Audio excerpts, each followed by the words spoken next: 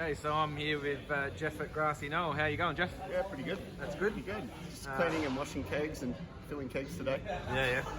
And what have you got in the cup there, in the glass there? A recent limited beer we did is called a Cold IPA. Yeah. So we had an attempt at brewing the new style, which has kind of got a bit of controversy around it. That some people think that it should be called an IPL. People like me, the beer nerds. Yeah, even me, when I first read about the style, I was like, well, why are they doing this? And the first impression is it just a marketing ploy because people don't want to buy lagers. Yeah. But like reading further into it, so you realise that it kind of is a style on its own. Yeah.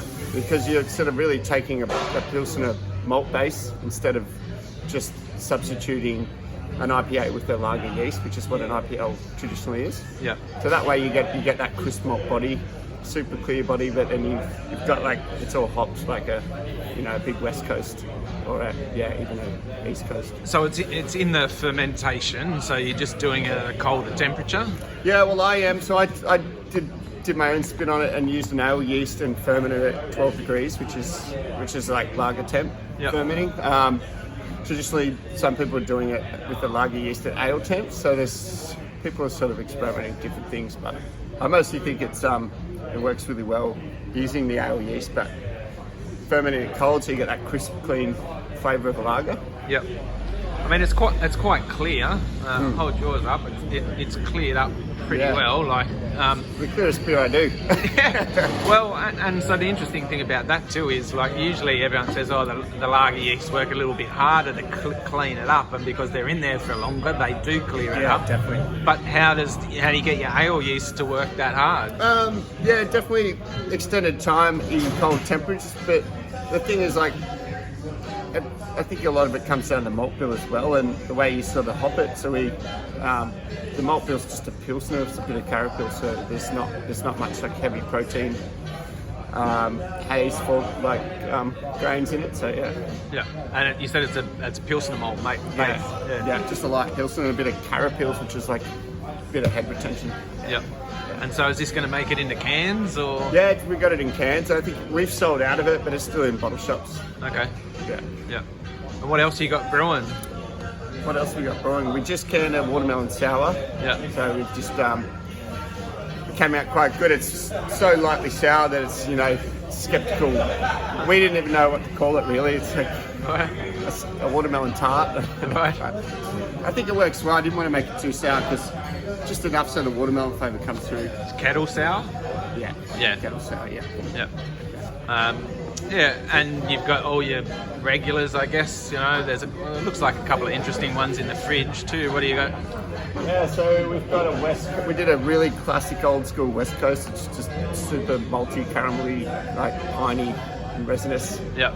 So we had a stab at that. I've always kind of liked that style. I think that's what a lot of people got into 10 years ago. Absolutely, yeah. And so what's coming up in the future for Grassy Knoll? We're going to do our annual Christmas beer. That's called the Jingle Juice. So we got that coming in 440s again. And I think at this stage we've got Coastal Haze coming back in a core range format. Yeah. So we've got really cool design that we're pretty keen to show everyone. Cool. Yeah.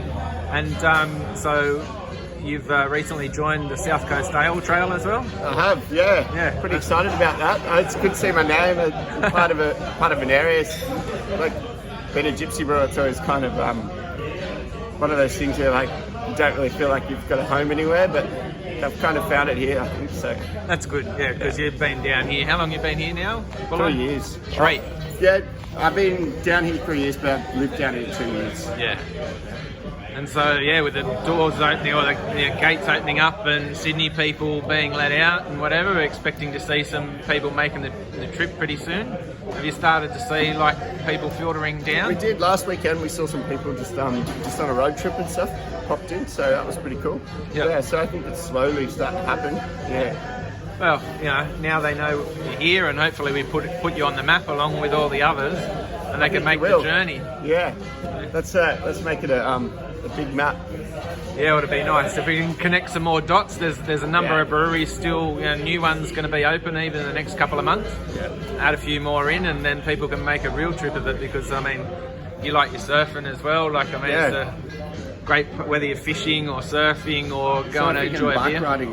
Bike riding, yeah, we've got it all down here. Definitely. Life's good. Definitely, it's really good.